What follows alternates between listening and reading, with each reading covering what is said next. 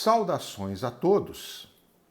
Neste vídeo nós vamos tratar do Instituto da Reabilitação, cujo regramento está previsto entre os artigos 93 e 95 do Código Penal.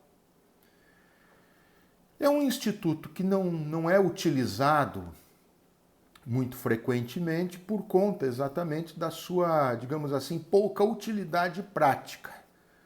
Mas, de qualquer forma, é possível que o condenado, depois de cumprir a sua pena e preenchidos certos requisitos, tenha a pretensão, então, de ver declarada a sua reabilitação. O que é a reabilitação?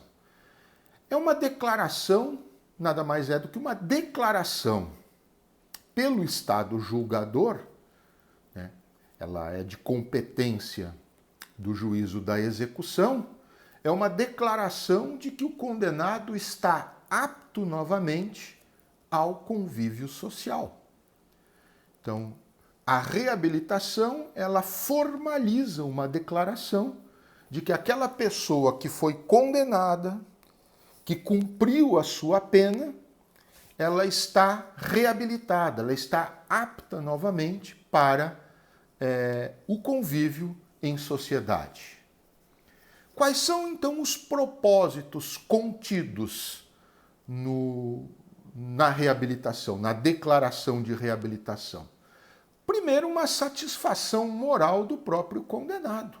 Ele pode querer ter essa satisfação moral no sentido de que aquele Estado que um dia o condenou, que o fez cumprir uma pena, agora reconhece que ele é uma pessoa reabilitada para conviver socialmente. Então isso pode trazer para o condenado um certo conforto moral, né? Uma tranquilidade psicológica que para ele, dentro de certas circunstâncias, pode ser algo importante. Também tem um outro efeito que pode ser detectado, que é o sigilo dos registros do processo da condenação e da própria condenação em si. Então, a pessoa que tem declarado a sua reabilitação terá como efeito que aquela condenação ela será mantida em sigilo, exceto esse sigilo, evidentemente, para fins de certificação de antecedentes em relação a outros processos judiciais. Tá? Então, o sigilo ele é para efeito, digamos assim, de consumo externo. Mas quando se trata de instâncias judiciárias, para efeitos de certificação de antecedentes, evidentemente, aí o sigilo não se mantém. Mas, em relação ao público externo, ao ambiente forense, aí sim o sigilo pode ser mantido. E ainda também aí um efeito prático, né, de reaquisição de algum direito que tenha sido eliminado se aplicado algum dos efeitos do artigo 92 do Código Penal. E veremos na sequência que o único, na verdade, que pode ser readquirido pela reabilitação é o direito de ser reabilitado para dirigir veículo nas hipóteses em que a inabilitação tenha sido decretada com base no artigo 92, inciso 3 do Código Penal. Esses são os efeitos práticos, né? Então, recapitulando, o conforto moral do condenado, né? Ao ver que o Estado que o condenou agora o considera formalmente apto para o convívio social, a manutenção do sigilo dos registros do processo e da condenação, exceto para fins de certificação de antecedentes criminais no âmbito judicial, e a reaquisição do direito de dirigir veículo se ele tiver sido inabilitado para tanto com base no artigo 92, inciso 3, quando aquele veículo foi utilizado como instrumento da prática de crime doloso, e aí na decisão condenatória o juiz tenha imposto o efeito não automático de inabilitação. Então, para novamente poder ser habilitado à direção do veículo, ele vai precisar de uma declaração de reabilitação. Nestes casos, acaba sendo o efeito prático mais contundente. Quais são os requisitos que são necessários para a reabilitação?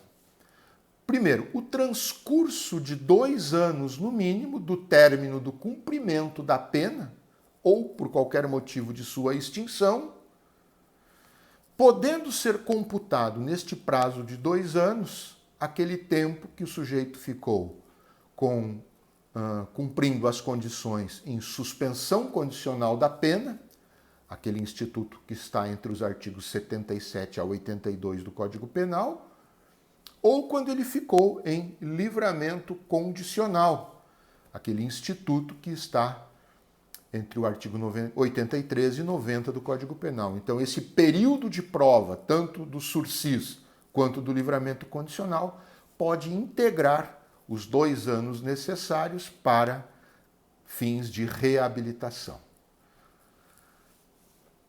Nesse período dos 2 anos pós cumprimento da pena ou pós sua extinção, ele tem que ter tido domicílio no país, não pode ter morado no exterior.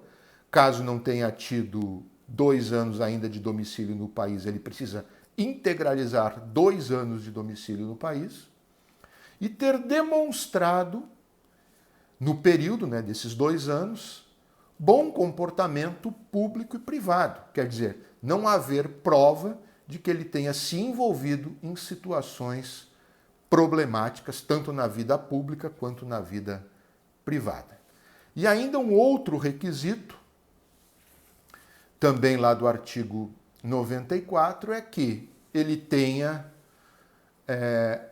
reparado o dano provocado pelo crime, quer dizer, tenha pago indenização à vítima, ou que ele demonstre a absoluta impossibilidade de reparar esse dano, ou seja, a insolvência, a falta de condições financeiras para arcar com essa indenização, ou ainda apresentar um documento de renúncia à reparação do dano subscrito pela própria vítima, ou apresentar um documento comprobatório da novação da dívida decorrente do dano. Então, quanto ao dano, uma dessas alternativas ele tem que adotar: reparar o dano e comprovar a reparação, demonstrar a absoluta impossibilidade de fazê-lo, apresentar um documento subscrito pela vítima renunciando à reparação, ou apresentar um documento comprovando a novação da dívida. Se ele cumprir todos os requisitos, ele então tem o direito à reabilitação.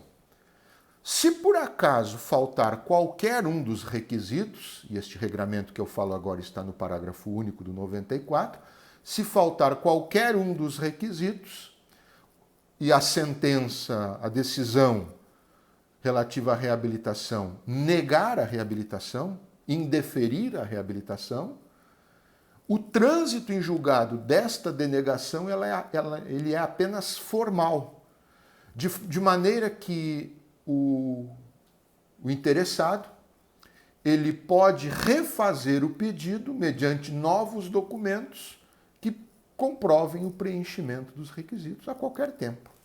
Então, o juiz, por exemplo, denegou, indeferiu a reabilitação porque, por exemplo, ainda não tinha transcorrido os 2 anos necessários. Basta, então, que ele espere um pouco mais de tempo, cumpra-se os 2 anos e ele refaz o pedido e tem o direito, então, de ser reapreciado esse pedido de reabilitação em relação a qualquer dos requisitos que não tenha sido preenchido. Volto a frisar, a decisão denegatória da reabilitação, ela produz apenas coisa julgada formal e pode ser refeito o pedido, por conta disso, pode ser refeito o pedido a qualquer momento, comprovando-se o preenchimento integral dos pedidos desta feita. E, por fim, o artigo 95, ele trata da revogação da reabilitação. O sujeito obteve a reabilitação, mas ele pode ter essa reabilitação revogada, seja de ofício pelo juiz, seja a requerimento do Ministério Público. E quando que a reabilitação é revogada? Se o reabilitado for condenado com trânsito em julgado, sofrer uma nova condenação com trânsito em julgado, em que a reincidência seja reconhecida nesta nova condenação, há uma pena que não seja de multa, que seja uma pena privativa de liberdade ou restritiva de direitos. Neste caso, então, se depois de reabilitado ele vier a ser condenado com trânsito em julgado, com reincidência reconhecida nessa nova condenação, e a pena aplicada nesta nova condenação não seja multa, seja privação de liberdade ou restrição de direitos, neste caso, então, seja de ofício pelo juiz, seja a requerimento do Ministério Público, pode ser revogada a reabilitação anteriormente à vida. Esta, como eu disse, é a regra do artigo 95 do Código Penal. São essas, meus amigos, as principais observações, os principais destaques sobre o Instituto da Reabilitação previsto entre o 93 e o 95 do Código Penal. Até o nosso próximo vídeo.